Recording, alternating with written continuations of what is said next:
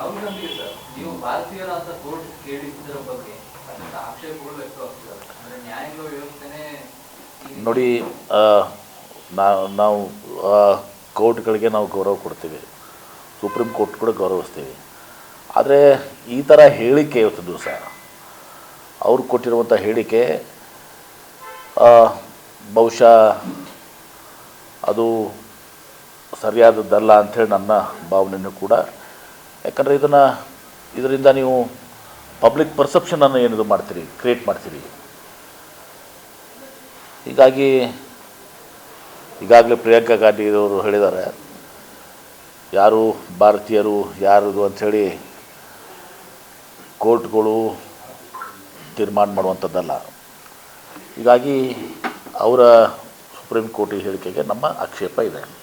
The should not ಈ ಥರ ವೈಯಕ್ತಿಕವಾದಂಥ ಯಾರಿಗಾದರೂ ಕೂಡ ಇದು ಆಗುವಂಥ ಹೇಳಿಕೆಗಳನ್ನು ಕೊಡಬಾರ್ದು. ಕ್ಷಣ ಕ್ಷಣದ ಸುದ್ದಿಗಳಿಗಾಗಿ ಫ್ರೀಡಂ ಟಿವಿ ಸಬ್ಸ್ಕ್ರೈಬ್ ಮಾಡಿ, ಲೈಕ್ ಮಾಡಿ ಹಾಗೂ ಫಾಲೋ ಮಾಡಿ. ಹೊಸ ಸುದ್ದಿಗಳ ನೋಟಿಫಿಕೇಶನ್ಗಾಗಿ ಬೆಲ್ ಐಕಾನ್ ಮೇಲೆ ಕ್ಲಿಕ್ ಮಾಡಿ.